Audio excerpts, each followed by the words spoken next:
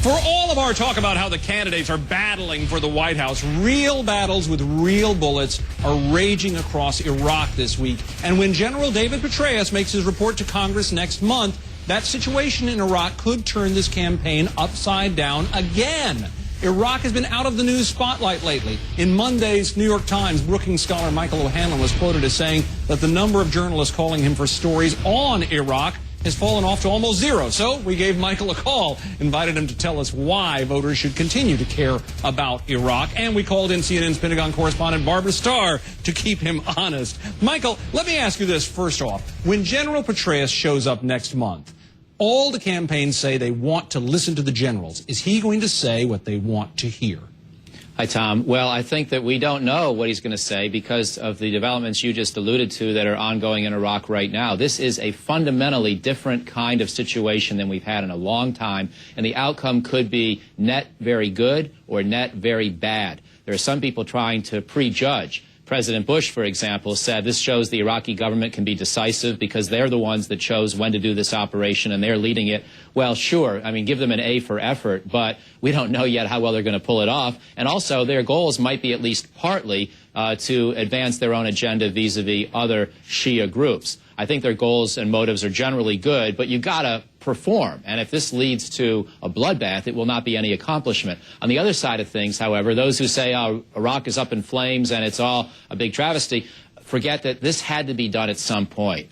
Basra was in the throes of mafia and militia corruption and violence for too long, and at some point, Iraq's top oil city was going to have to be brought back under government control. It's just too early to know how the battles are going to play out. So, Barbara, what Michael is talking about there is this notion that the Iraqi military has gone in and said we have to get this under control, and the Shia militias have not responded well to that, or their supporters haven't, so we have a flare-up of violence again. What does the Pentagon think of this right now? Do they say, uh-oh, Iraq is teetering again, or do they say, no, we've made substantial progress for months and months, this is just a speed bump? Well, as Michael points out, what's going to be important here is what General Petraeus is going to say, because what we're going to see in the next 2 weeks is the Pentagon and politics coming together. I'm the Pentagon correspondent. I don't cover politics. Guess what? I'm covering politics because of all of this. The violence is going to underscore what General Petraeus is going to tell Congress on April 8th and 9th.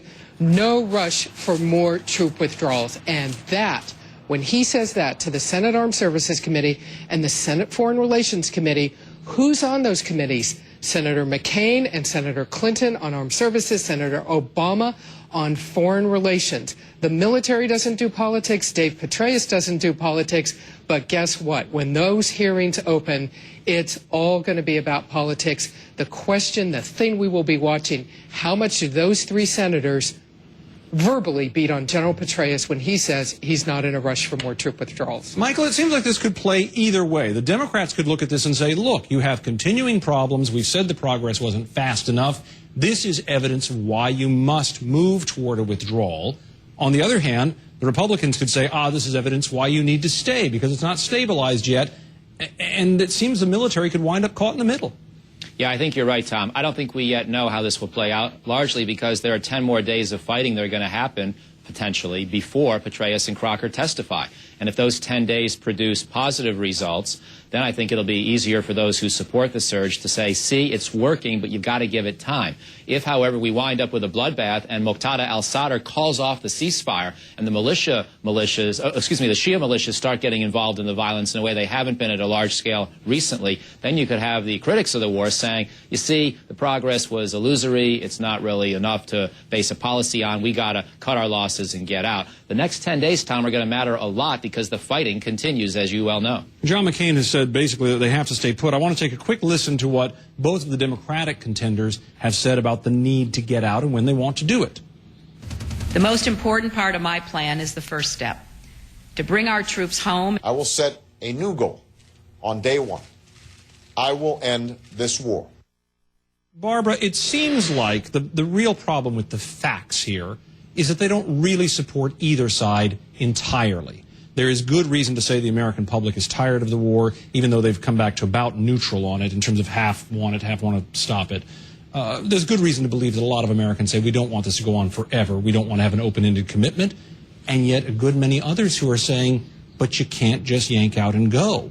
Are any candidates going to hear what they want to hear in the Petraeus report, or will they all hear just what they want to hear?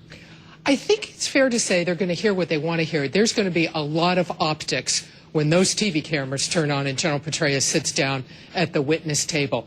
The question that may be emerging is all of this backing everybody into a political corner they can't get out of, including the top commanders, because right now, General Petraeus, the chairman of the Joint Chiefs of Staff, all say no mandated timetables for withdrawal. We have to stay until the job is done. That is not what the Democrats want. What do these commanders do if a Democrat wins and a Democrat sticks to that campaign promise? What the Pentagon may be hoping behind the scenes is if a Democrat wins, they'll do what they all do when they win. They'll wiggle out of their campaign promises a little bit, and reality will take over, and nothing will fundamentally change for the troops, at least for a while. We'll have to find the answer in the future. Barbara, thank you very much. And Michael, thanks for joining us as